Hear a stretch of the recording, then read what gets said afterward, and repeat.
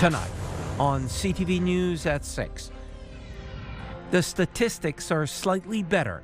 I think it's important to recognize that each number does represent a human being. Public Health Sudbury and Districts is reporting fewer drug deaths.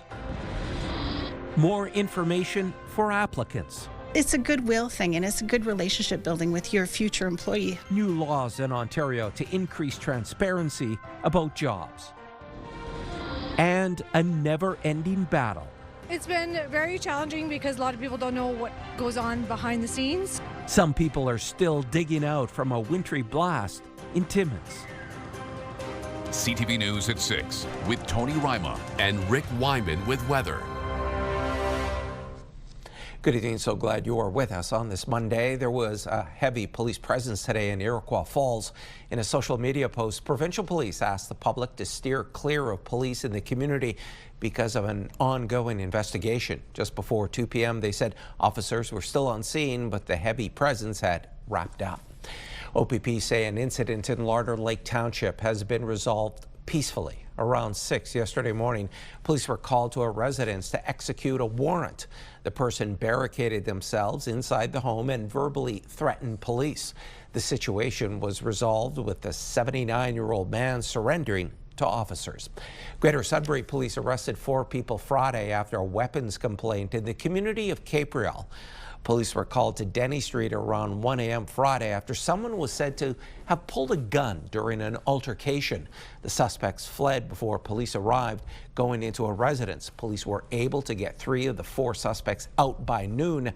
The 4th person finally came out around 4 p.m. For more on this story, go to our website, CTV News Northern Ontario.ca. A man wanted by Greater Sudbury Police was arrested Saturday and found to be carrying nearly $3,500 in drugs. Police seized what is believed to be cocaine, crystal meth, magic mushrooms, and fentanyl. Police were conducting proactive patrols in the area and saw the man, who was wanted for breaching a conditional sentence. The 42-year-old is facing 4 trafficking charges, among other drug-related offenses. Public Health Sudbury and Districts released data from the Community Drug Strategy on drug toxicity surveillance. CTV's Madison Merrier has more.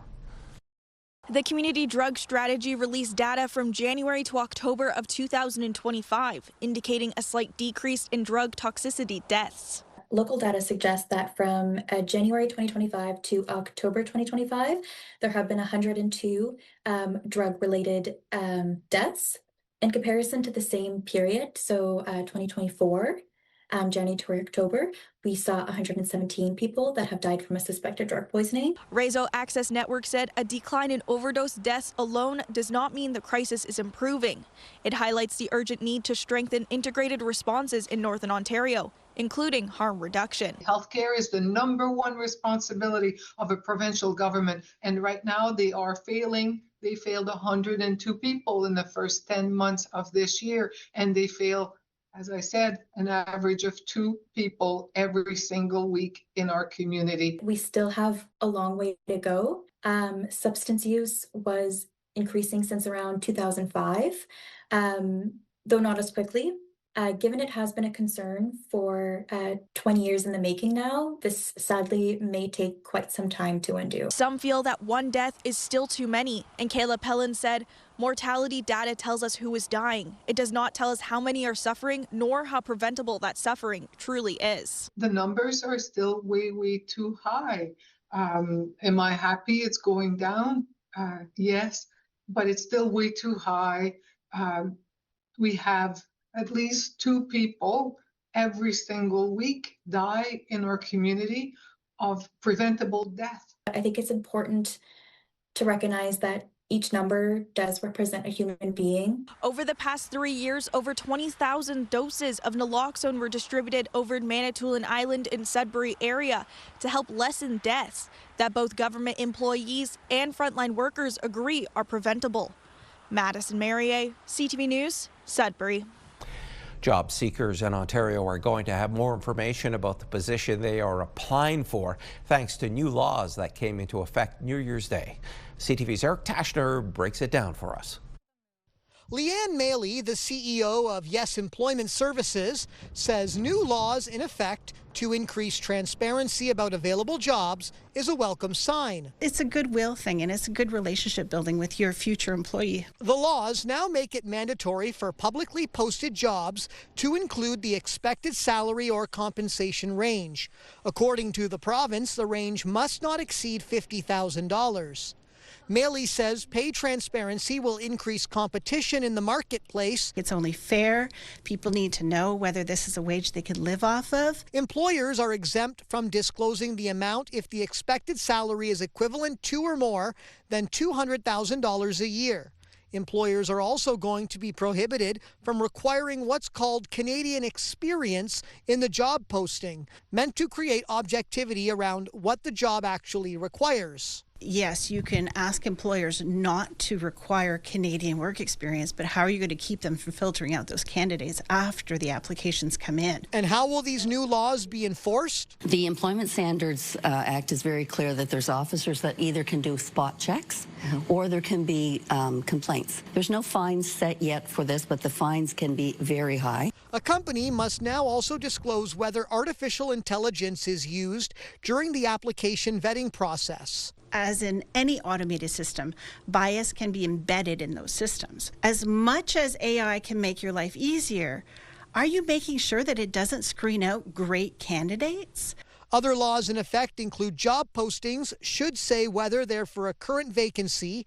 If a candidate is interviewed, employers are required to inform them within 45 days after the interview. This is brand new ground, and I think we're all learning a lot every day. Only companies that employ more than 25 people are required to follow the new job posting rules.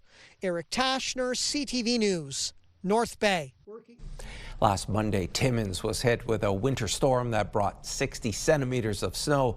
A week later, the big dig continues for city works crews and snow removal services. CTV's Lydia Chubak tells us more. On a social media page, the city of Timmins says Public Works removed 319 loads of snow from school zones in 4 different areas and cleared sidewalks. As the work continues, local school board officials made the decision to cancel school bus transportation. One school board points out on a social media platform that not all streets near schools can accommodate two-lane traffic.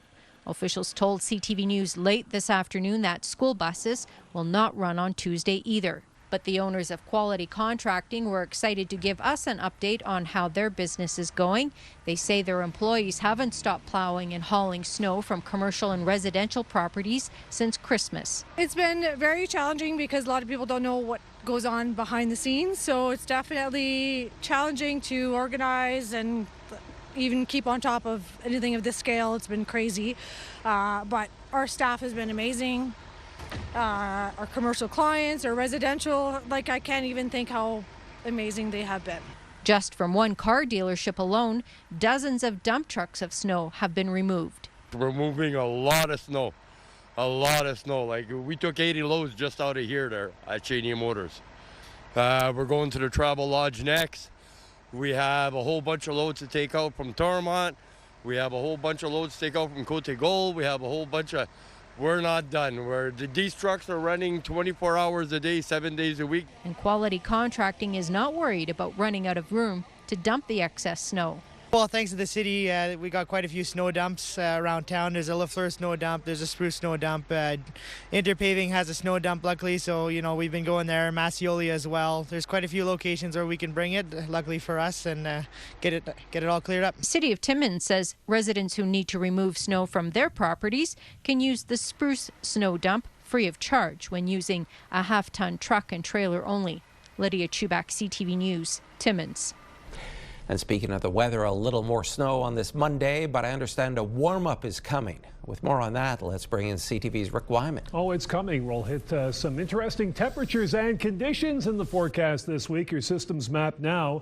Some light snow moving in, a chance of flurries, and of course we also have some rain, drizzle, and of course freezing drizzle in the forecast over the course of the next couple of days. So we'll keep an eye on some of those temperatures and conditions, Tony. But some of the temperatures in northeastern Ontario are going up to 2 to plus 3 degrees, 0 in some cases. So a big change in terms of temperatures and conditions over the course of the next couple of days. Also some sleet in the forecast, so we'll talk about that and a lot more. But first, coming up, we've got your current conditions in just a couple of minutes. Tony? Thanks a lot for that, Rick. The need is growing. Still to come on CTV News at 6. Fundraising efforts in Sudbury to help feed those who can't afford food. First, though, let's head to Parry Sound, and this live webcam is courtesy of Northern Creations.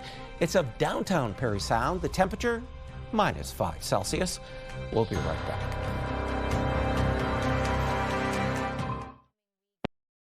When you see it happen, send it to CTV News. Text 10400 from your screen to ours. Text 10400. Provincial police have begun winter lake patrols and held a weekend blitz to remind the public to stay safe on the frozen water. They conducted almost 1,000 checks, including more than 300 ice shacks, in conjunction with the MNR over a 4-day period. They issued 81 warnings, 8 provincial offense notices, and arrested 1 drunk driver. OPP say they will continue to monitor activity on Lake Nipissing and other waterways this season. Fundraising efforts are underway for food banks in our region as food insecurity grows. In Sudbury, the inner city home is doing its part to raise money to keep its shelves stocked.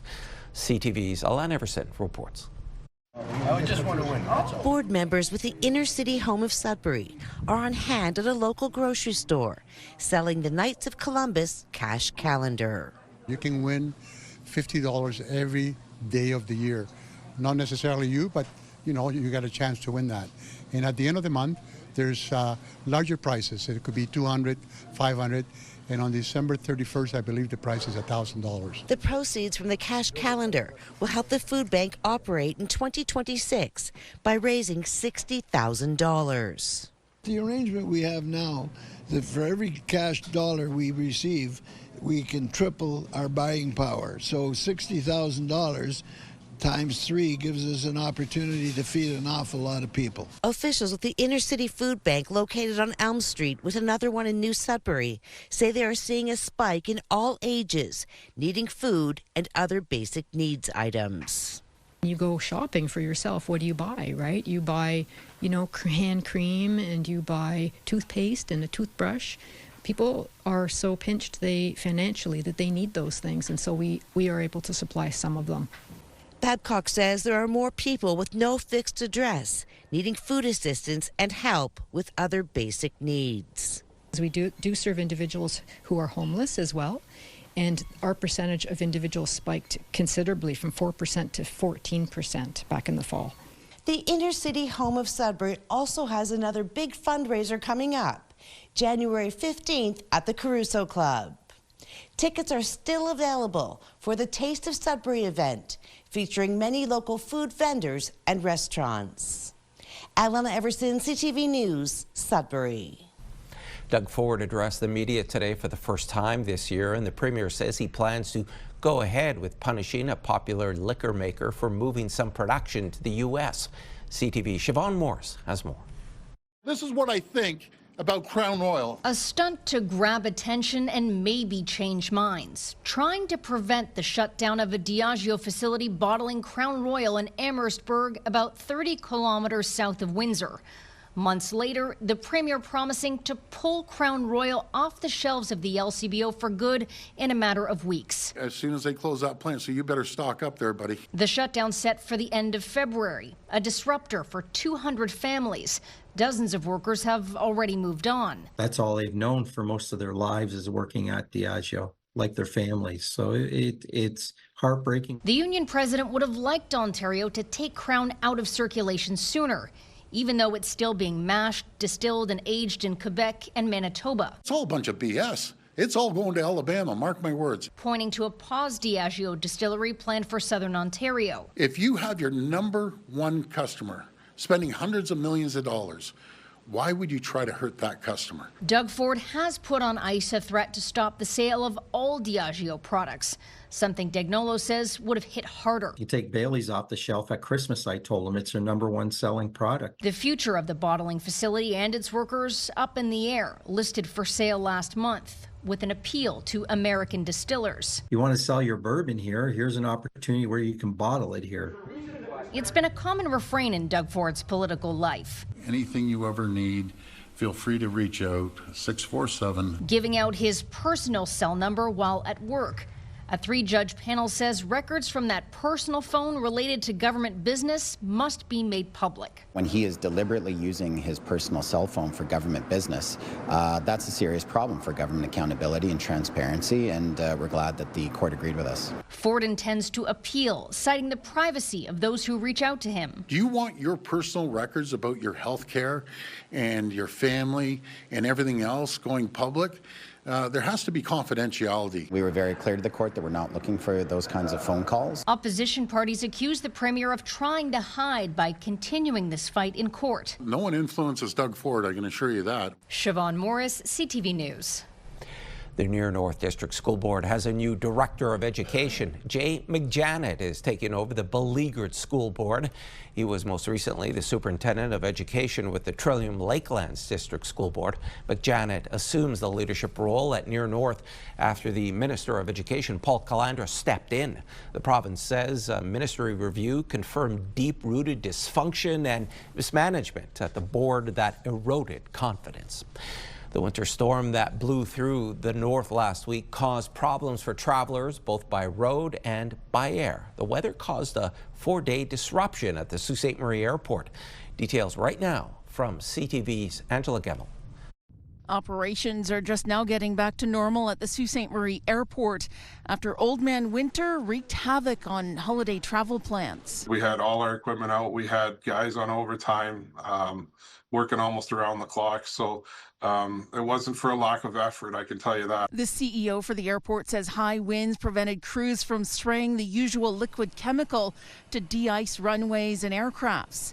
Because salt is too corrosive, a combination of sand and sweepers were used to clear the ice. But the delay meant about 50 flights over 4 days were canceled, impacting an estimated 500 passengers. Out of the 4 airports in the Northeast, Boss says the Sault was hit hardest. We were getting it way worse than everybody almost every day last week. So I think our location, obviously close to the water, the winds come off there, the lake affects snow. My counterpart sent me the weather updates where Sudbury, Timmins, and North Bay all had 20 kilometers visibility and we had 200 meters. 60 centimeters of snow blanketed Timmins last week. The manager of the Timmins airport says keeping one runway open was a priority, which meant just 1 day of flights were impacted.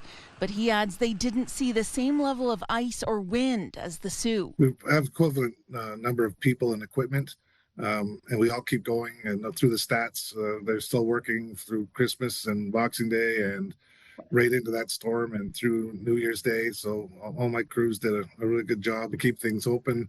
I've been here 16 years, and the locals here tell me they haven't seen anything like this in 50 years. The reps for both airports say they're still cleaning up. But the challenge now is finding space to put not just the snow from last week's storm, but any more that falls this winter. Angela Gemmell, CTV News, Sudbury. All right, back now for a check on your current conditions. Once again, here's Rick. Well, people have been asking about changes in terms of the temperature and conditions, and we've got them for tonight. Forecast radar, this is what we've got going according to Environment Canada. We'll get to the currents in just a moment. Big change from last Friday evening. You'll recall some freezing temperatures last Friday night. Right now in Moose City, -21, Cochrane -14, Timmins -12, and Kapuskasing -8. How about Chapleau at -8, Wawa -3, and Sault Ste. Marie at -4. Parry Sound this hour, -10, mainly cloudy skies. In North Bay, -16. Cloudy skies there. Temiskaming Shores, -14, and Kirkland Lake, -15. Sudbury Nickel Belt, we've got -11, overcast skies there. -11 in Espanola, cloudy. Elliott Lake, cloudy, and Gore Bay at -11. So, Tony, we've got some warmer temperatures coming up, and the change in conditions. We've got some sleet, we've got some freezing drizzle, and of course some light snow and flurries in the forecast. Details coming up on the 7-day outlook just a couple of minutes away. Thanks for that, Rick. He pleaded not guilty. Next on CTV News at 6. The deposed president of Venezuela answers to charges in a New York courtroom. And a longtime gymnastics club in Sudbury is shutting down.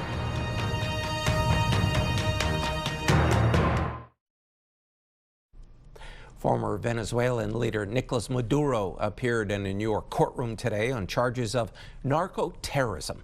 This after the United States captured him in a surprise military attack over the weekend. Now Donald Trump is putting other countries on notice. Here's CTV's Joy Melvin in Washington. Dramatic images show Nicolas Maduro, who days ago was Venezuela's president, handcuffed and escorted by police officers. He and his wife Celia Flores charged in the U.S. with narco-terrorism conspiracy, cocaine importation, and weapons offenses. Maduro defiantly told the judge in Spanish, "I was captured at my home in Caracas, Venezuela. I am innocent. I am not guilty. I am still the president of my country." Maduro's lawyer attacked the U.S. military raid, the abduction and arrest, as many question, was this even legal? Demonstrators lining the courthouse. Some celebrated President Trump for bringing down a brutal dictator. Others pleaded no more war. At the UN Security Council, several nations condemned the Trump administration's military raid, calling it a breach of international law. I remain deeply concerned that rules of international law have not been respected. The Charter enshrines the prohibition of the threat or use of force against the territorial integrity or political independence of any state. Still, President Trump's not backing down. We're going to run it, fix it. We'll have elections at the right time. Last night, insisting America will tap into Venezuela's rich oil supply, warning Maduro's acting president Delcy Rodriguez to cooperate or else. If they don't behave, we will do a second strike. And boldly issuing new threats against Mexico, Greenland, and Colombia. Colombia is very sick, too, run by a sick man who likes making cocaine and selling it to the United States, and he's not going to be doing it very long. The White House claims its actions are justified and will brief lawmakers tonight. As for Maduro, he's claiming diplomatic immunity, and this will not be a swift trial. He's back in court March 17th. Joy Melvin, CTV News, Washington. Meanwhile, some are suggesting Trump's actions are all about getting control of Venezuela's oil reserves. Plus, the threats to other countries came into sharp focus in this country today. CTV's Rachel Aiello reports on the role of oil and the implications for Canada. Canadian oil stocks slid today as the energy market absorbed the potential implications of U.S. President Donald Trump tapping Venezuelan oil reserves. What this says is Trump views oil as super important, which I think as Canadians we should recognize. We have a big oil industry and very big reserves, but it also says that we got to be very careful. Ex-leader Nicolas Maduro's weekend capture and Trump musing of more military action is sparking international concern. It's by no means all about the oil. It's about someone defying an American president. That's a pretty powerful example for those who are left. Canada is no stranger to Trump's annexation threats, and Prime Minister Mark Carney's response so far has been careful. But the president's former national security advisor says he doesn't think this country is at risk. I think any kind of move against Greenland or even more far-fetched against Canada would be the end of the NATO alliance. It would do incalculable damage, not just to the United States, but to the entire Western world. Carney spoke to Venezuelan opposition leader Maria Corina Machado on Sunday, pledging Canada's support for a peaceful, negotiated, and Venezuelan-led transition process. Critics in this country say Trump's actions are exactly why Canada increasing its economic, military, and diplomatic independence is essential. Internally, I think this boosts the obligation for Canada to get very serious, for Parliament to get very serious about diversifying our trade exports beyond the irrational administration of the United States. Global Affairs is urging Canadians to avoid all travel to Venezuela, citing the unstable political situation. Rachel Aiello, CTV News, Ottawa. Ukrainian President Volodymyr Zelensky has appointed former Deputy Prime Minister Chrystia Freeland to a high-profile position in his government. In a post on social media, Zelensky says that Freeland will become an advisor on economic development, touting Freeland's skills and extensive experience attracting investment and implementing economic transformations. Meanwhile, Prime Minister Mark Carney has arrived in Paris ahead of talks with members of the Coalition of the Willing, a group of countries allied with Ukraine. The meeting is expected to include discussions on ending Russia's invasion and a path to peace. Peace talks in the region have been ongoing for months, but whether or not a plan will be implemented remains to be seen, as both Russia and Ukraine remain far apart on key issues. And there's more news still ahead, but first, here's your full weather forecast with Rick. Are you ready for a big change, Tony? We've got a change in the temperatures and conditions in Northeastern Ontario. Forecast radar for the next little while. We've got a system just south of Sudbury and North Bay, some precipitation moving in, and that's going to affect what we'll see and feel over the course of the next couple of days. Some snow as well, but we're going to get some sleet in the forecast as well, a mixture of, well, some flurry activity and some rain. Yes, rain in early January. Who would have thought? How about some overnight conditions? Light snow pretty well, with the risk of freezing drizzle throughout the entire Northeast in Sudbury, Sault Ste. Marie, Timmins, Temiskaming Shores, and North Bay. Elsewhere in Moose-City, somewhat colder, light snow and minus 23 overnight. Caphurst, light snow. Wawa, light snow. Gorbet and Parry Sound as well. Flurries or light snow in the forecast. Now your numbers for 7 days. Sudbury Nickel Belt, light snow in the forecast at 60% tomorrow. -2 Wednesday, chance of flurries. +1 on Thursday, some cloud cover. Friday, chance of sleet at 0. -4, chance of flurries. And Sunday, some sun and cloud. -9 on the cool down. Sault Ste. Marie Algoma, chance of light snow tomorrow at 0. Another 0 day on Wednesday, chance of flurries. 3 on Thursday, sun and cloud. How about Friday? Chance of sleet at 2.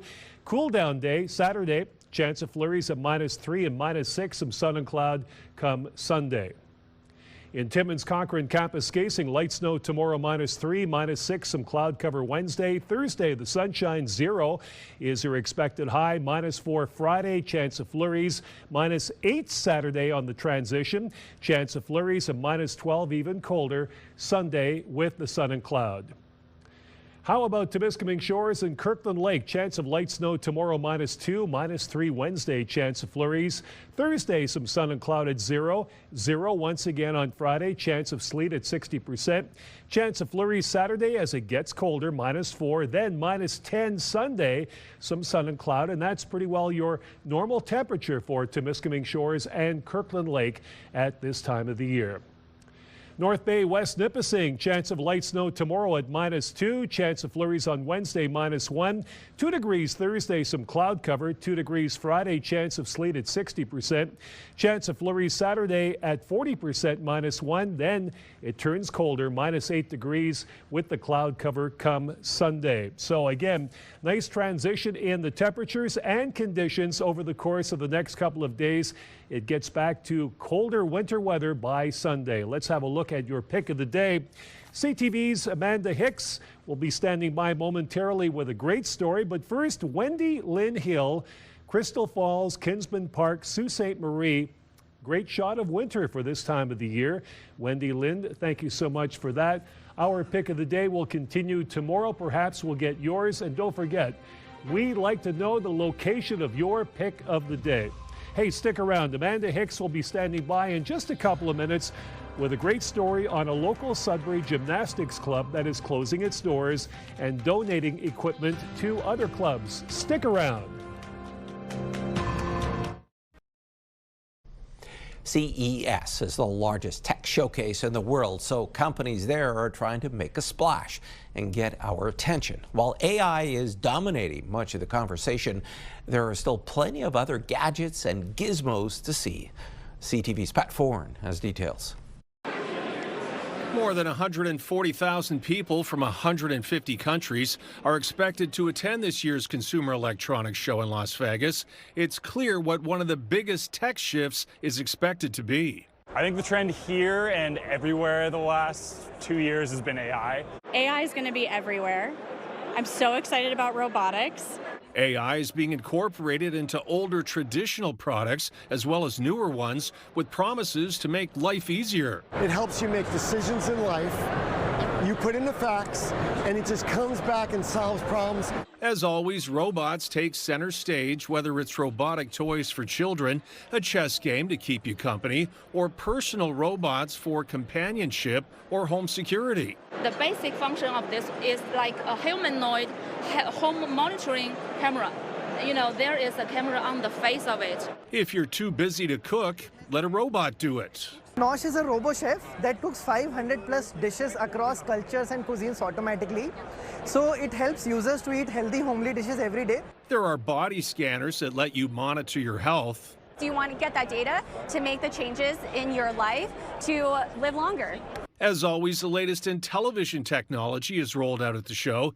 This year, LG has a new wallpaper TV. It's ultra thin, only 9 millimeters thick. Basically a little bit thicker than a pencil. So as you can see behind me, the wallpaper blends in with your environment. Not everything here will eventually make it into your home, but many products could. Whether it's stringless guitars or robotic puppies, CES officially opens its doors tomorrow and has daily events and announcements until Friday. Pat Foran, CTV News. Those looking for a new ride this year have some heavy price tags to consider. According to Autotrader.ca, the cost of a new car has doubled since 2018. CTV's Matt Grillo has that story. Walking into a dealership and driving off with a brand new car may no longer be a reality for many Canadians. The numbers from Autotraders.ca show just how costly it is to buy a car. The average price for a new car is now more than $63,000, and for a used car, it's $35,000. In 2019, the price for a new car was around $40,000. And close to $19,000 for a used car. But the reality is that vehicle prices have gone up since the COVID crisis, essentially at a level that makes it hard for a lot of consumers to get into the market. There's a number of reasons for the sticker shock: inflation, pandemic impact on supply chains, and tariffs. Despite the price tag, Izzy Hutman says used cars are very popular these days. Since COVID, the prices of used cars have skyrocketed because there's no supply, or much less supply, of newer cars. He says used cars provide an opportunity for savings, and for a lot of people, a new vehicle is out of reach. It costs too much money, and as soon as they leave the dealership, they depreciated minimum 10% as soon as they drive off the lot, let alone all the extras and extended warranties and life insurances and paint protection, fabric protection. They're leaving with $4,000 of extras that we don't charge here on a used car. It's difficult to say where prices will go in 2026, but for those looking for a major price drop, that likely won't happen. We don't expect to see the prices go back to pre-COVID levels. This is the new norm. So if you have been thinking about, okay, it used to be $25,000, now they're mid-30s, I'm going to wait it out, I would not suggest that. Experts agree, if you're looking to buy a car, doing your homework and knowing the price point can go a long way to finding the right car for your budget. Matt Grillo, CTV News. Fire crews in Sault Ste. Marie are warning the public to make sure vents are cleared of snow and that there are working carbon monoxide detectors in your home. The warning comes after a CO alarm went off at a residential building on Wellington Street East, where crews had to evacuate the building. One person was sent to hospital. Crews discovered snow blocking exterior vents of the structure. Carbon monoxide detectors are required by law in Ontario as of January 1st for all single-dwelling homes with fuel-burning appliances, fireplaces, or attached garages. Every floor of the home is required to have one, and if there are bedrooms, the detectors must be adjacent to the sleeping areas. They are also mandatory in apartment buildings, condos, and retirement homes. A detector must be installed in each suite heated from a fuel-burning appliance and in common areas, including hallways on each floor of the building. People living in a Nova Scotia neighborhood have had quite a surprise. A deer that just can't shake Christmas is roaming the area. Photos of the animal have lit up the internet. CTV's Hafsa Arif tells the tale.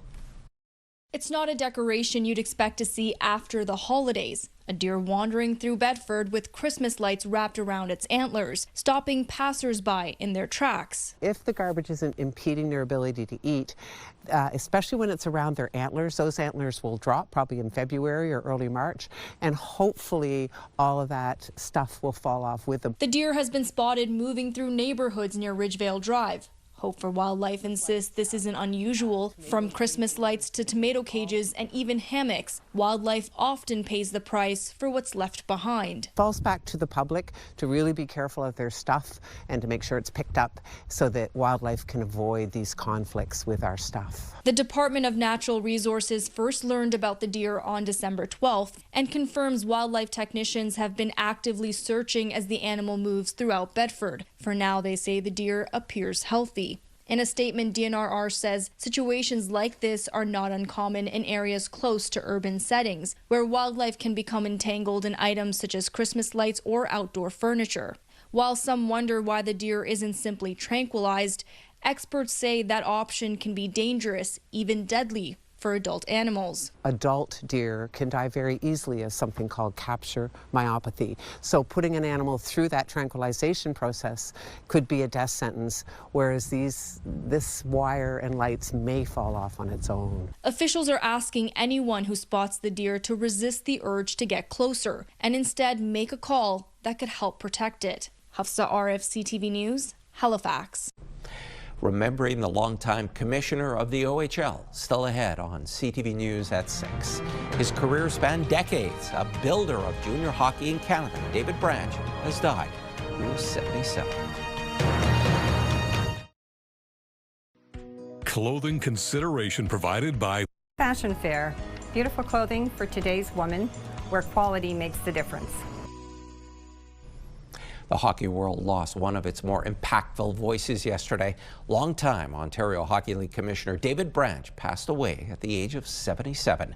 The Bathurst, New Brunswick native spent 45 years heading up the Ontario Hockey League from 1979 until his retirement in 2024. Branch helped shape major junior hockey in Canada, working to enhance player development and education opportunities. His introduction of the OHL scholarship program ensured players coming through the league would have access to post-secondary education. His legacy has been commemorated with awards that bear his name, and his contributions to Canadian hockey were formally recognized in 2016 when he received the Order of Hockey in Canada. It's time for our weekend wrap-up in the OHL. The Sudbury Wolves opened the weekend strong with a 6-2 victory over the North Bay Battalion Friday night. The Northern rivals would have a rematch Sunday afternoon in North Bay, where the troops would have a better showing, winning that one 5-2. The Sioux Greyhounds were on the road Saturday in Saginaw. The Spirit would dazzle the hometown crowd, downing the Hounds 5-3. Two of Sudbury's top scorers are headed south after a major trade deal announced this morning. Alex Ferrand and Nathan Villeneuve have been moved to the Windsor Spitfires in a deal that includes 8 draft picks and forward Jean-Christophe Lemieux. This deal comes just days before the January 9th trade deadline. And the North Bay Battalion were also making moves today. They picked up Sebastian Gervais and Hayden Barch from the Saginaw Spirit in exchange for 5 draft picks. Both players were part of the Memorial Cup winning Spirit team from last season and are expected to add depth and experience to the battalion lineup. The NOJHL back in action this weekend after a 2-week holiday break. The Timmins Rock picked up a win Sunday to edge closer to the Sudbury Cubs, while the Espanola Paper Kings littered the French River Rapids yesterday to stay in the mix with the Thunderbirds and Voodoos. The bottom half of the standings remains unchanged as play resumes with 9 games lined up for this week. The Sudbury Five of the Basketball Super League have hit the hardwood for another season. Donning New Jersey Saturday night as they tipped off against the Montreal Tundra for their second tilt of the season. The Five came away with a narrow 11-point victory Keyshawn Brandt would contribute 31 points and 8 rebounds to the victory. Charlie Marquardt would earn the title of greatest performance of the night for putting up 27 points and 10 rebounds. The five are back in action Saturday night against the Windsor Express. A gymnastics club that has served Sudbury athletes for 4 decades is folding its mats for the last time. CTV's Amanda Hicks reports.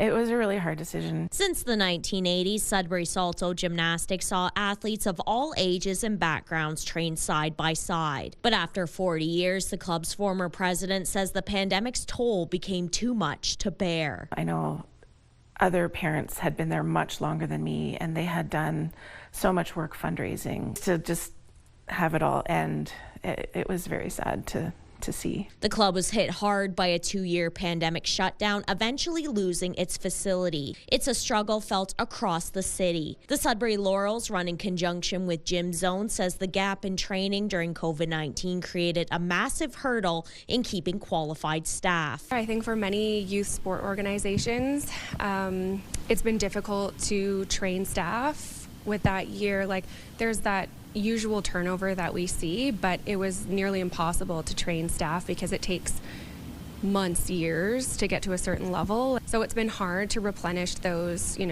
key people or like those more senior roles, but we're getting there now. Chamberlain says the remaining funds from Sudbury Salto have been donated to the Sudbury Laurels and Extreme North, the two not-for-profit gymnastics clubs left in the north.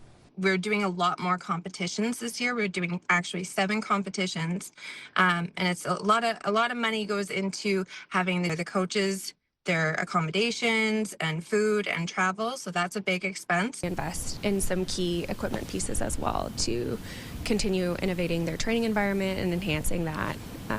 So yeah, that it's a safe, amazing training space. Salto's equipment has also been distributed to local clubs to ensure the spirit of the club lives on in the next generation of athletes. Amanda Hicks, CTV News, Sudbury. Movie and music news now to start your week. Here's David Daniel with the Hollywood Minute. You have 13 hours in which to solve the labyrinth before your baby brother becomes one of us forever. Labyrinth is back for its 40th anniversary. The Jim Henson fantasy film starring David Bowie and Jennifer Connelly returns to theaters this Thursday through Sunday, January 8th through the 11th. Locations and showtimes at fathomentertainment.com. I want you to create a show. This is an announcement of revolution. One battle after another put on a show at the National Society of Film Critics Awards, winning 4 trophies. Best Picture, Best Director for Paul Thomas Anderson, Best Supporting Actress for Tiana Taylor, and Best Supporting Actor for Benicio del Toro.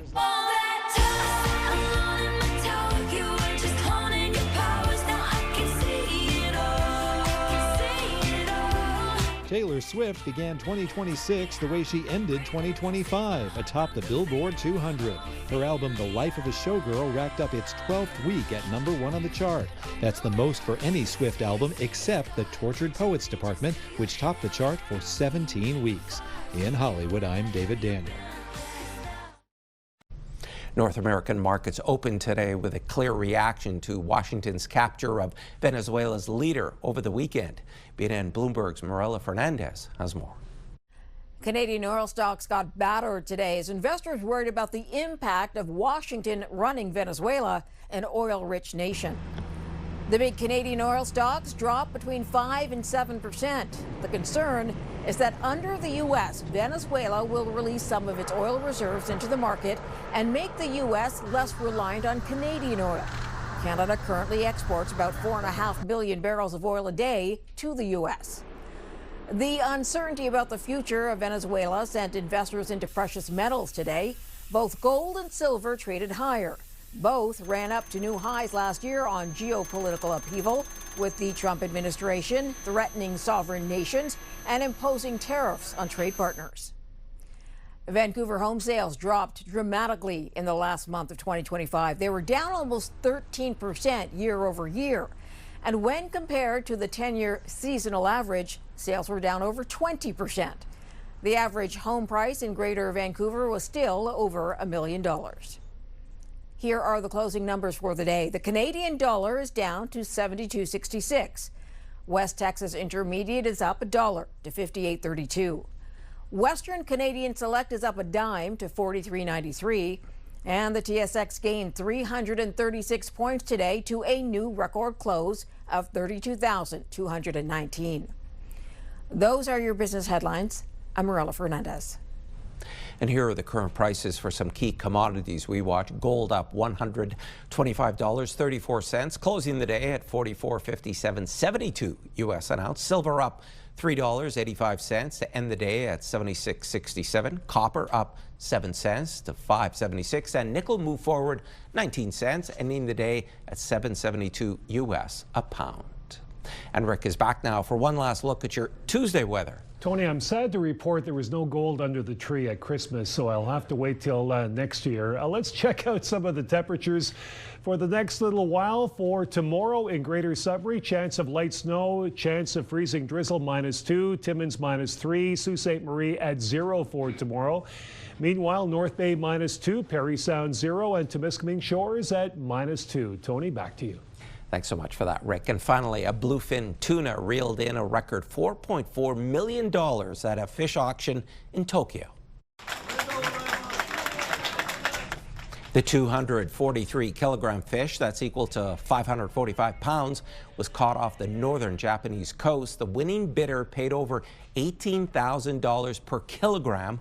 The bluefin stock is recovering thanks to conservation efforts. The species was previously threatened because of the fish's popularity for sushi. And folks, that's CTV News at 6. More news comes your way at 11:30 with Ian Campbell. Good night.